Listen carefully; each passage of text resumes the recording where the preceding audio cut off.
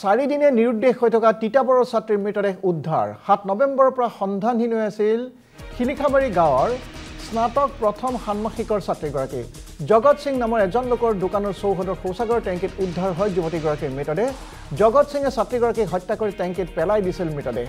নন্দনাথ শইকীয়া মহাবিদ্যালয়ৰ স্নাতক প্ৰথম ষান্মাসিকৰ ছাত্ৰী আছিল যুৱতীগৰাকী জগত সিঙৰ স্বীকাৰোক্তিৰ ভিত্তিতে নিশা আৰক্ষীয়ে উদ্ধাৰ কৰে মৃতদেহটো ৭ মাহৰ অন্তঃসত্ত্বা আছিল ছাত্ৰীগৰাকী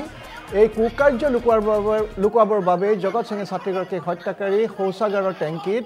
পেলাই দিছিল নিশা মৃতদেহ উদ্ধাৰ পাছতে স্থানীয় লোকে ভাঙি লণ্ডভণ্ড কৰে জগত সিঙৰ ব্যৱসায়িক প্ৰতিষ্ঠান আৰক্ষীয়ে এটা বৃহৎ দল উপস্থিত হৈ নিয়ন্ত্ৰণ কৰে পৰিস্থিতি আমি পুনৰ জনাইছোঁ এই মুহূৰ্তৰ এটা ব্ৰেকিং নিউজ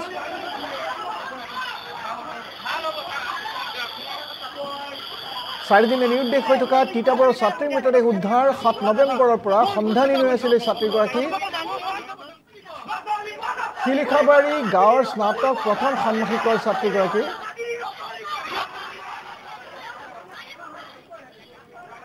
আৰু এইগৰাকী ব্যৱসায়ী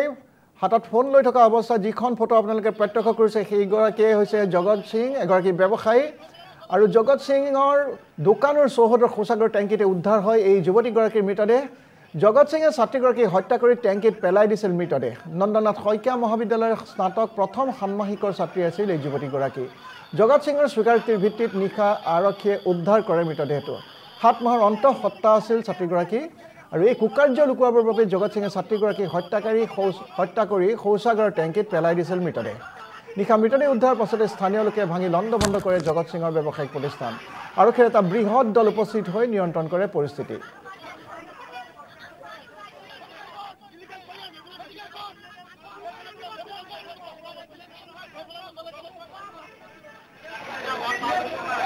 আৰু এই মুহূৰ্তত আমি ফোনযোগে সংযুক্ত হৈছোঁ আমাৰ সাংবাদিক শশাংক দত্তৰ সৈতে শশাংক দত্তই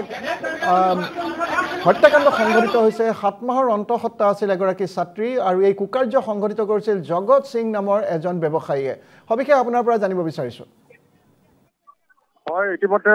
যোৱা ৭ নৱেম্বৰৰ পৰা নিৰুদ্দেশ হৈ থকা তিতাবৰ শিলিখাবাৰী জ্ঞান গাঁৱৰ যিগৰাকী নন্দনাথ শইকীয়া মহাবিদ্যালয়ৰ স্নাতক প্ৰথম ষান্মাসিকৰ ছাত্ৰী তেওঁ মৃতদেহ আজি পুৱতি নিশা তেওঁ জগত সিং নামৰ যিগৰাকী অভিযুক্ত তথা অপৰাধী তেওঁ এটা ব্যৱসায়িক প্ৰতিষ্ঠানৰ পিছফালৰ লেট্ৰিনৰ শৌচাগাৰ টেংকিত উদ্ধাৰ হৈছে আৰু এই ঘটনাটো তেখেতে পুলিচৰ আগত স্বীকাৰোক্তি প্ৰদান কৰিছে যে তেওঁ নিজৰ অপকৰ্ম কৰি তেওঁ এইগৰাকী যুৱতীক তেওঁ নিজৰ অপৰাধ ঢাকিবৰ বাবেই আচলতে হত্যা কৰি এনেদৰে শৌচাগাৰ টেংকিত তেওঁ মৃতদেহ পেলাই দিয়া কথা স্বীকাৰোক্তি কৰিছে এই মুহূৰ্তত তিতাবৰ পৰিস্থিতি যথেষ্ট উত্তপ্ত হৈ আছে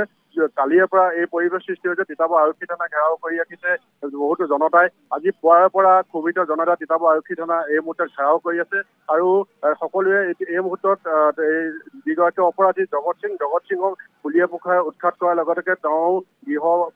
গৃহত মুখ্যমন্ত্ৰী মহোদয়ক অনুৰোধ জনাইছে যে গৃহত তেওঁ উচ্ছেদ অভিযান চলাবলৈ কৈছে আৰু জগত সিঙক ফাষ্ট ট্ৰেক আদালতৰ জৰিয়তে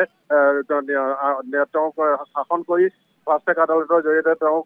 শাস্তি প্ৰদান কৰাৰ ব্যৱস্থা কৰিবৰ বাবে চৰকাৰক আহ্বান জনাইছে আৰু অতি গুৰুত্বপূৰ্ণ বিষয় যে এইগৰাকী ছাত্ৰী মহাবিদ্যালয় যোৱাৰ পিছৰ পৰাই তেওঁ যোৱা ৭ নৱেম্বৰৰ পৰা নিৰুদ্ধ হৈ আছিল আমি জানিব পৰা মতে এইগৰাকী অভিযুক্ত জগত সিঙে বেজালি কৰ্মৰে বহু ব্যক্তি বা এনেকুৱা যুৱতী মহিলাক তেওঁ নিজৰ কব্জাত লৈছিল আৰু তেওঁ বিভিন্ন অপকৰ্ম কৰি তেওঁ নিজৰ মুনাফা আদায় কৰিছিল গতিকে এইগৰাকী অভিযুক্ত জগত সিঙৰ বিৰুদ্ধে সকলো ক্ষোভিত হৈ পৰিছে আৰু অনতিপলমে জগত সিঙৰ ওপৰত কটকটীয়াভাৱে তেওঁৰ ওপৰত অতি কঠোৰতম শাস্তি প্ৰদানৰ বাবে দাবী উত্থাপন হৈছে